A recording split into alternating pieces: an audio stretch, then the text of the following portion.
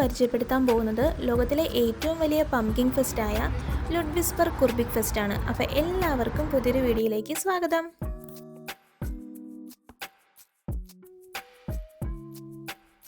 അപ്പോൾ നമുക്ക് ടിക്കറ്റ് എടുത്തിട്ട് അകത്ത് കയറാവേ. ടിക്കറ്റ് റേറ്റ് മുതിർന്നവർക്ക് 14 യൂറോയാണ്, കുട്ടികൾക്ക് 4 മുതൽ 15 വയസ്സ് വരെയുള്ള കുട്ടികൾക്ക് 6 യൂറോയുമാണ് ടിക്കറ്റ് റേറ്റ്. നമ്മളിപ്പോൾ ഇതിൻ്റെ അകത്ത് കയറിയിട്ടുണ്ട്. ഇത് കണ്ടോ, നടന്നു പോകുന്ന വഴിയിലൊക്കെ ഫുള്ള് പംകിനാണ് വെച്ചേക്കുന്നത്. കുറേ ടൈപ്പിലുള്ള പംകിനാണ് വെച്ചേക്കുന്നത്. ഈ ഒരു ഫെസ്റ്റ് 1993 മുതൽ ആരംഭിച്ചുവെങ്കിലും വർഷങ്ങളോടൊപ്പം അതിൻ്റെ പ്രശസ്തി ലോകമെമ്പാടും എത്തി. 2025, അതായത് ഈ ഒരു വർഷം ഓഗസ്റ്റ് 23 മുതൽ നവംബർ 2 വരെയാണ് ഈ ഒരു ഫെസ്റ്റ് ഈ ഒരു ഗാർഡനിൽ നടക്കുന്നത്. ഇവിടെ ഏകദേശം 4.5 ലക്ഷം പംകിൻസ് പ്രദർശിപ്പിക്കുന്നു. 600-ലധികം വ്യത്യസ്ത ഇനങ്ങളിൽ.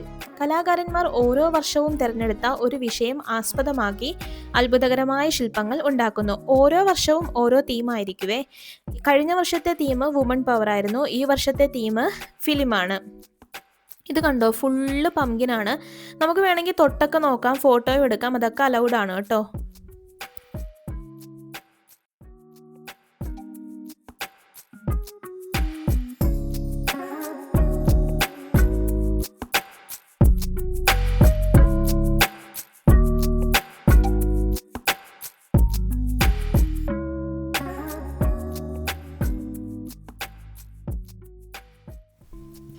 ഇവിടെ ഒരു ഷോപ്പും ഉണ്ട്. ഇതിൻ്റെ അകത്ത് കുറേ ഡിഫറെൻറ്റ് ടൈപ്സിലുള്ള കുറേ പംകിൻസ് വെച്ചിട്ടുണ്ട്. അതിൻ്റെ റേറ്റും അവിടെ സൈഡിൽ അവർ എഴുതിയിട്ടുണ്ട്.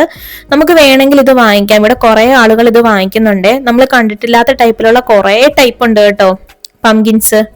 നല്ല ഭംഗിയുണ്ട് ഓരോ ഷേപ്പും കാണാനായിട്ട്.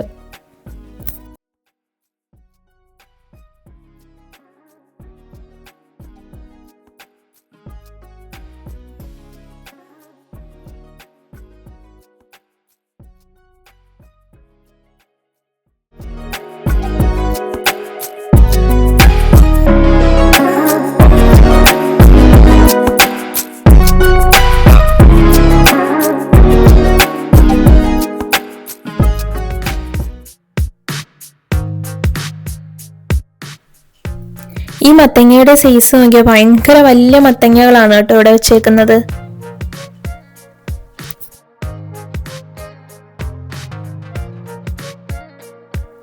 ഈ ഒരു പംകിൻ ഫെസ്റ്റില് ഈ ഒരു ശില്പങ്ങൾ മാത്രമല്ല കേട്ടോ ഇവരുണ്ടാക്കുന്നത്. ഈ ഒരു കുർബിക് ഫെസ്റ്റ് ആസ്പദമാക്കി ഒരുക്കുന്ന വിഭവങ്ങളും ഏറെ പ്രശസ്തമാണ്. അതായത് pumpkin soup, pumpkin waffles, pumpkin fries, അങ്ങനെ ഒത്തിരി ഫുഡുകൾ ഇവിടെ കിട്ടുവേ. നമ്മളിപ്പോൾ വാങ്ങിച്ചത് പംകിൻ ഫ്രൈസ് ആയിരുന്നു.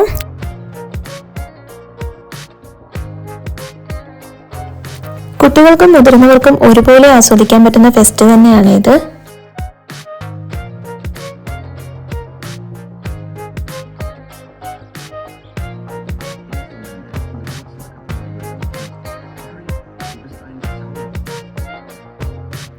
ആ കാണുന്നതാണ് റാപ്പുൻസൽ ടവർ. 1798-നും 1802-നും കാലഘട്ടത്തിൽ നിർമ്മിച്ച എമിംഗ്ബർഗ് എന്ന ചെറിയ കോട്ടയുടെ ഭാഗമായാണ് ഈ കെട്ടിടം അവിടെ നിലനിൽക്കുന്നത്. നമ്മളിപ്പോൾ ആ ഒരു റാപ്പുൻസൽ ടവറിലേക്കാണ് പോകുന്നത്. ഇതാണ് കേട്ടോ റാപ്പുൻസൽ ടവർ. കുട്ടികൾക്ക് കൂടുതൽ കൗതുകമുണ്ടാക്കാൻ ടാങ്കിൾഡ് എന്ന ആനിമേറ്റഡ് ഫിലിമിലെ ആ ഒരു ടവറിനോട് സാമീപ്യം വരുത്തിക്കൊണ്ടാണ് ഈ ഒരു ടവറിന് റാപ്പുൻസൽ ടവർ എന്ന പേര് കൊടുത്തേക്കുന്നത്. റാപ്പുൻസൽ മുടി താഴേക്ക് ഇടൂ എന്ന് പറയുമ്പോൾ തന്നെ ആ ഒരു മുടി താഴേക്ക് ഇടുകയാണ്. അത് കഴിഞ്ഞ് കുറച്ചു നേരം കഴിയുമ്പോൾ ആ ഒരു മുടി മുകളിലോട്ട് വീണ്ടും കയറിപ്പോകും. 150-ലധികം സ്പൈറൽ സ്റ്റെയർവേ ആണ് ഇതിന്റെ ഉള്ളിൽ അവർ കൺസ്ട്രക്ട് ചെയ്തേക്കുന്നത്.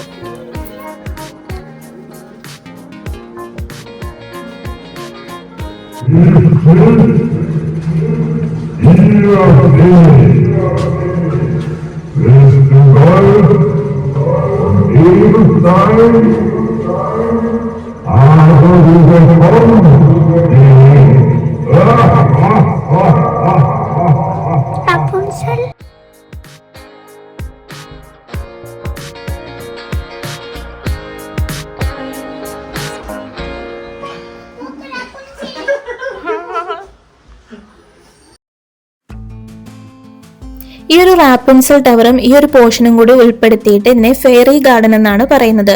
ഇതിന്റെ ഉള്ളിൽ ഒത്തിരി രസകരമായ കൗതുകം നിറഞ്ഞ കഥകളും അവർ ഒരുക്കി വെച്ചിട്ടുണ്ട്. കുട്ടികൾക്ക് കൂടുതൽ കൗതുകം ഉണ്ടാകാൻ വേണ്ടിയിട്ടാണ് ഇങ്ങനൊരു ഗാർഡൻ ഇവരിവിടെ ഒരുക്കിയേക്കുന്നത്. ഇവിടെ ഒരു ചെറിയൊരു ബോട്ടിങ്ങും ഉണ്ട്. അതിന്റെ ഫീ എന്ന് പറയുന്നത് നമ്മുടെ എൻട്രൻസ് ഫീയിൽ അവർ ഉൾപ്പെടുത്തിയിട്ടുണ്ട്.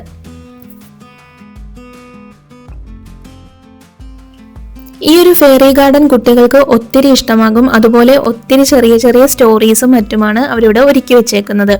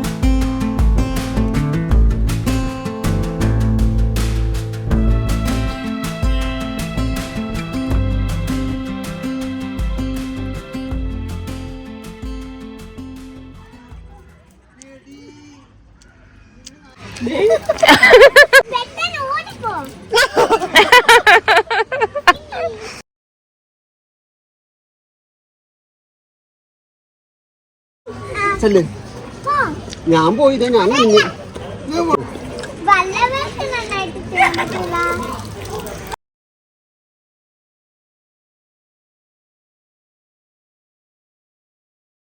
ഓടിയാ വീട് ചിലപ്പോ.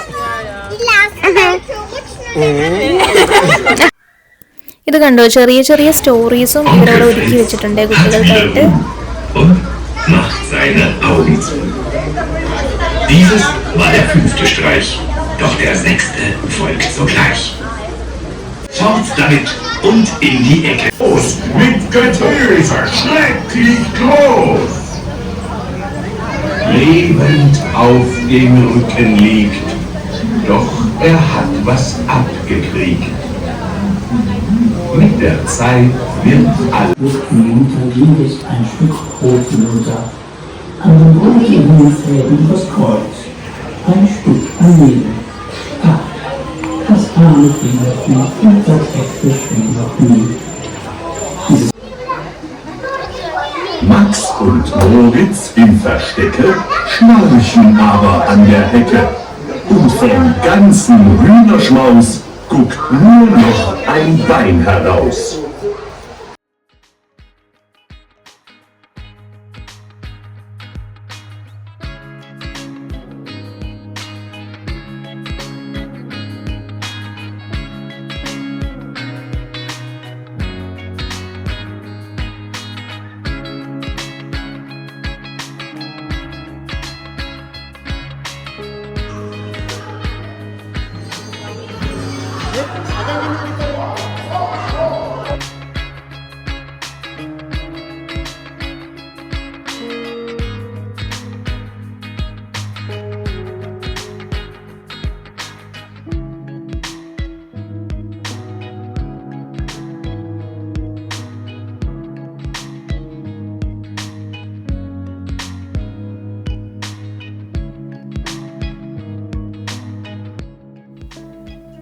ഇത് ആപ്പിൾ ട്രീ ആണ്. നമുക്ക് വേണമെങ്കിൽ ഇത് പറിച്ച് കഴിക്കാം, കുഴപ്പമൊന്നുമില്ല. പിന്നെ ഇത് മുന്തിരിയുണ്ട്, ഇതേ വാഴയുണ്ട് കേട്ടോ, നമ്മുടെ നാട്ടിലുള്ളത് പോലെയുള്ള നല്ല പച്ച മുന്തിരിയുണ്ട്. അതുപോലെ തന്നെ അപ്പുറത്ത് മാറി നല്ല കറുപ്പ് മുന്തിരിയുണ്ട് കേട്ടോ. ഇത് നമ്മുടെ ഫിഗ് ആണ്, ഫിഗിന്റെ മരമാണത്. ഈ കാണുന്നതാണ് വിന്യാൻ ഹൗസ്. അതായത് താഴത്തെ നിലയിൽ ജോമെട്രിക്കൽ പാറ്റേണിൽ കല്ലുകൾ കൊണ്ടാണ് നിർമ്മിച്ചേക്കുന്നത്, മുകളിൽ വുഡ് കൊണ്ടാണ് അവർ നിർമ്മിച്ചേക്കുന്നത്. ഇതിന്റെ റൂഫ് ഓലമേന റൂഫാണ് കേട്ടോ. അതിന്റെ മുകളിൽ ഒരു കിരീടം പോലെ പൈനാപ്പിൾ ചെടിയും വെച്ചിട്ടുണ്ട്. ഇതിന്റെ ചുറ്റും കുറെ മുന്തിരി ചെടികളും കുറെ പൂക്കളും ഒക്കെയാണ് കേട്ടോ അവർ നട്ടേക്കുന്നത്. ഇനി നമ്മൾ അടുത്തതായിട്ട് കയറുന്നത് ജപ്പാനീസ് ഗാർഡനിലേക്കാണ്. 1979 ഈ ഒരു ജപ്പാനീസ് ഗാർഡൻ ഇവിടെ സ്ഥാപിച്ചത്. ഇതിൻ്റെ ഉള്ളിൽ ഫുള്ള് ഒരു ആർട്ടിഫിഷ്യൽ ആണ് കേട്ടോ, ഇതിൻ്റെ ഉള്ളിലുള്ളതെല്ലാം. അതായത് ഇതിൻ്റെ ഉള്ളിൽ ചെറിയൊരു റിവർ ഉണ്ട്, അതെല്ലാം ആർട്ടിഫിഷ്യൽ ആണ്. വളരെയധികം മനോഹരമായിട്ടാണ് കേട്ടോ ഇവരിവിടെ അത് നിർമ്മിച്ചേക്കുന്നത്. ഈ ഒരു ജപ്പാനീസ് ഗാർഡന്റെ അടുത്ത് തന്നെയായിട്ടാണ് ബോൺസായി ചെടികളും വെച്ചേക്കുന്നത്.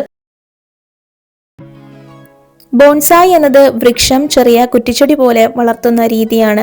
ഇവ പ്രത്യേക മാനദണ്ഡങ്ങൾക്കനുസൃതമായി വളർത്തുകയും പ്രത്യേക മാനദണ്ഡങ്ങൾക്കനുസൃതമായി രൂപപ്പെടുത്തുകയും വർഷങ്ങളോളം പ്രത്യേക ചട്ടിയിൽ വളർത്തുകയും ചെയ്യുന്നു. ഇതിനുള്ള ആശയം ചൈനയിൽ നിന്നാണ് ഉത്ഭവിച്ചത്. ഇത് നല്ല പഴക്കമുള്ള ചെടികളാണ് കേട്ടോ ഇവിടെ വെച്ചേക്കുന്നത്.